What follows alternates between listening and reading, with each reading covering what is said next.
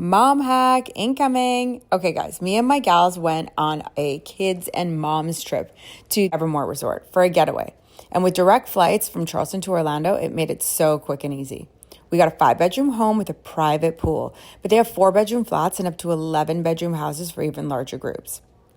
It's freaking incredible.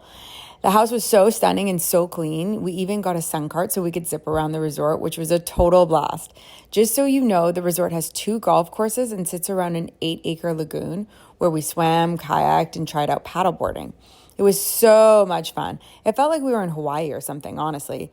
We got a cabana because we're not regular moms, we're bougie moms, and the kids just loved it. We also dined like queens the entire time because the Evermore has the best restaurants, and there's nothing like having your kids actually enjoy their meals while on vacation. Am I right?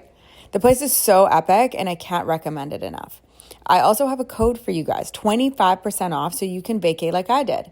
Trust me, you won't regret it.